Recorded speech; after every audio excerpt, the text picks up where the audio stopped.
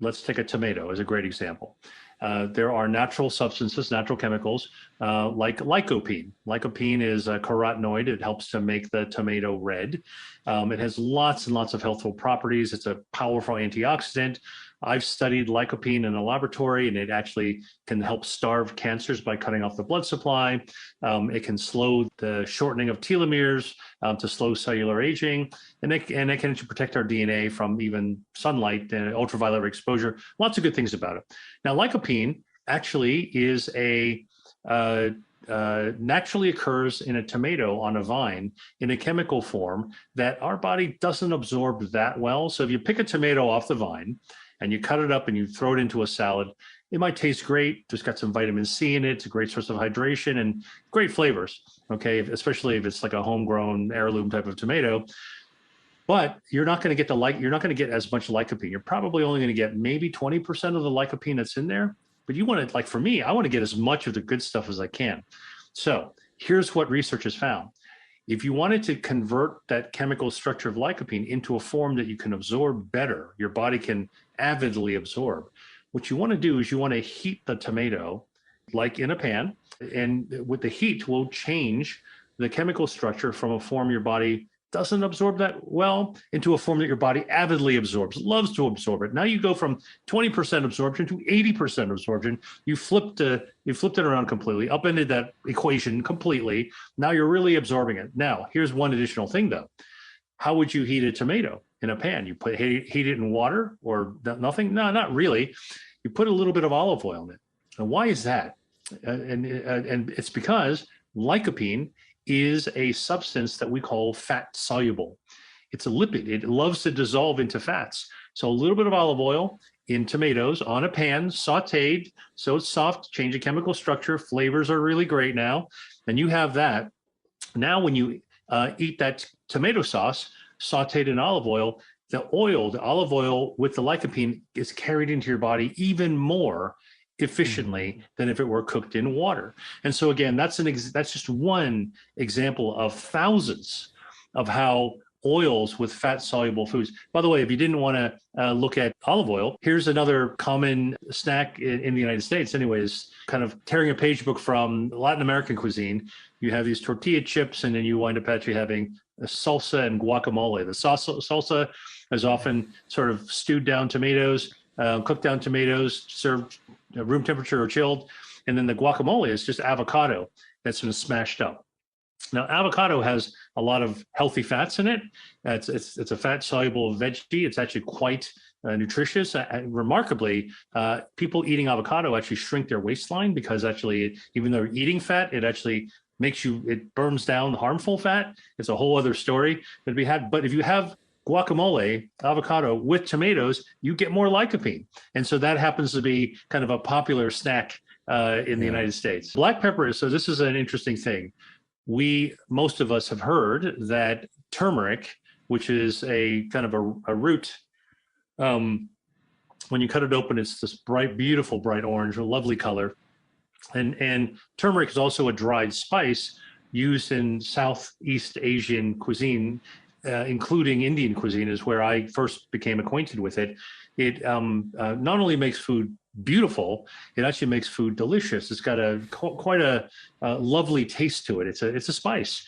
Inside turmeric is curcumin. Curcumin is one of those natural chemicals, kind of like lycopene. It's one of those Mother Nature's treasure chest, Mother Nature's pharmacy with an F, not a PH.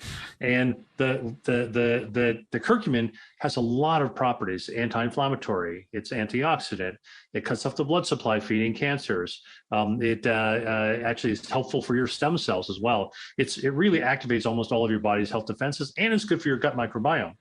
So why not just enjoy turmeric as a spice by itself?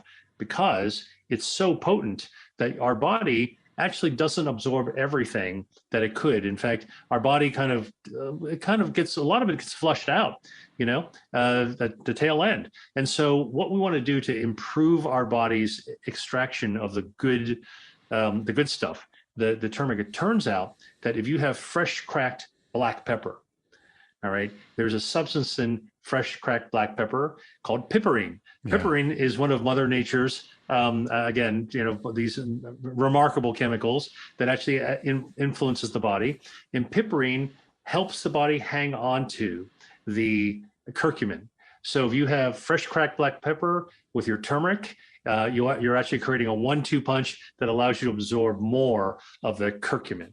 This is kind of where we need to go with this topic. So look, tea, green tea, especially, has a natural polyphenol that's called catechins, EGCG, epigallocatechin gallate, EGCG, and the catechin is actually just part of the natural substance in the tea leaf. So whether you're brewing tea with a bag, or whether it's loose leaf tea, or whether it's matcha, which is just powdered tea leaves, the fact of the matter is that into the brew, into the liquid, the hot liquid, comes all these phytochemicals, including these catechins. So when you sip straight tea, the catechins go right in. They're easily absorbed by your body. And so, our blood levels of catechins go way up. So many things that catechins can do. One of the things that's important is actually it's a relaxant. It actually helps lower your stress. It lowers the catecholamines. And so other things, it helps your lipids. It actually also helps fight cancer. It's anti-inflammatory, kind of like curcumin. It's a substance that has so many beneficial things that, at least when I drink tea, I want to get as much as I can out of my food. All right. Now, I deeply respect traditions of eating and drinking. And one of the things that, I know is a tradition in England is, or in Ireland, you actually put some milk or cream into your tea. It actually changes the flavor profile, and it's lovely. I've had plenty of teas in England before, and I find it to be just such an incredibly nice. I feel great, sort of like having an English tea. Put dairy in it. Here's what you need to know. Dairy, and I'm talking about cow dairy, right? So not nut milk. This applies to cow dairy. We'll come back to the nut milk in a second. Cow dairy, okay, actually is fat. Milk has got fat in it, like butter, which is made out of milk. And the fat, when you put it into your tea, does change its flavor, but that's not what we're talking about here. We're talking about the fact that when milk or cream is put into tea, the fat molecules in the cow dairy form little soap bubbles. These are microscopic soap bubbles. They're called micelles. Fat likes to stick with fat. And so tea is mostly water. And so when you pour milk into tea, the bubbles, the dairy fat sticks together and makes a little tiny soap bubble. And what does it do? Those soap bubbles trap the polyphenols from tea. It traps the catechin. So you've got some good stuff wrapped in the soap bubble of dairy. And now when you drink the tea, the catechin is trapped in the soap bubble. It doesn't get absorbed as easily in your stomach, and it just rolls down your gut, and a lot of it comes out the other end. Okay. And so you're missing out on a lot of the good stuff. You get you get a nice flavor. And so what I'm telling you is that if you're drinking milk, or cow milk, dairy, put it in your tea, you're getting good flavor if that's what you like, but you're missing out on as most of the polyphenols. So just be aware that that's what you're actually doing. Now, if you want to actually still cut the tea with something that is milk-like, nut milks are fine because they don't actually have the same fatty reaction that the cow dairy has. So almond milk, cashew milk, those soy milks, they're all fine. I discovered there is something called milk tea, and it's actually from Taiwan. It's grown in the mountain, and it's just pure tea leaves that when you brew it, it tastes like it's got dairy in it. Oh, wow. It's quite amazing. I mean, if I made a cup of that for you and then made a cup of English tea with milk in it, you would have a hard time telling the difference. It's quite remarkable. Milk tea. It's I think it's an oolong style tea. So it's mildly fermented and still got green properties. It's got polyphenols in it, but it has to do with the climate, the way that it's naturally grown and the type of tea it is. So, all right, so let's move that aside for a second. All right, well, so what about supplements? I think that we should look to the word itself.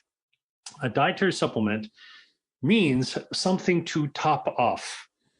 So I always tell people, if you have a choice of getting it from the whole food will tend to have a lot of other stuff that's good for you.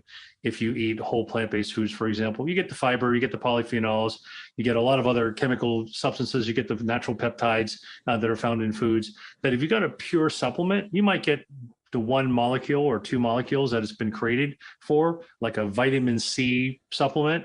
If you want to top off your vitamin C, it's pure vitamin C. You're going to get a lot of it if you take a vitamin. But if you had citrus, you're going to get all that flavor. You're going to get a different kind of flavor. You get some. You do get sugar. You get fiber. You get the limonene and all these other hesperidin, all these other bioactives that you can't get from a regular supplement alone. That said, you are absolutely right. Supplements can be really important, particularly for people who have difficulty getting a lot of some nutrients or their food. So for example, I think omega-3 fatty acids are a great supplement if you get a high quality omega-3. Not everybody eats oily fish, day in, 2 to 3 times a week. You only need to eat the amount in each serving with the size of a deck of playing cards. So you don't need to eat very much. But, that's not something most people do. People who live on the coastline, they might be doing it, but many people don't. So omega-3s are so important to our health. I mean, this has been shown time and time and again. That's a supplement that's definitely worth taking, and it's a lot easier to swallow omega-3s than it is actually to go to your fishmonger and then to look at what the catch of the day is. That's an example. Another example of a supplement I think is really worth taking is probably vitamin D3. Okay. Vitamin D, for those of us who live in the northern hemisphere where we don't have as much sun all the time, all year round, and where it's cold, so we're indoors a lot and not always outdoors under the sunshine.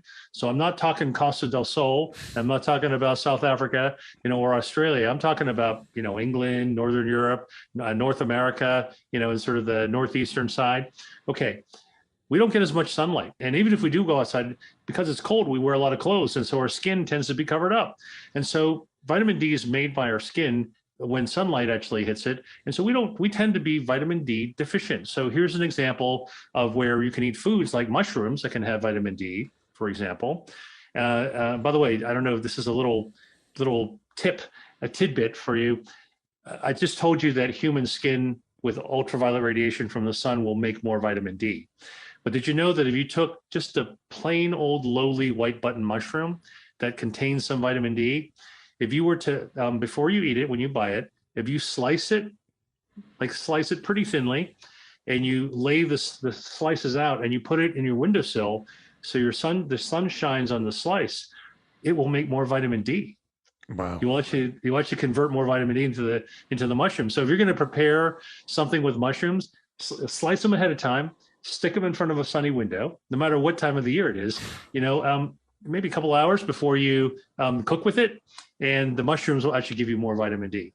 But it's a lot easier to get your regular dose of daily vitamin D by actually just having D3 supplements. And so that's an example. Hey, if you like that video, then you're going to love this one. Check it out.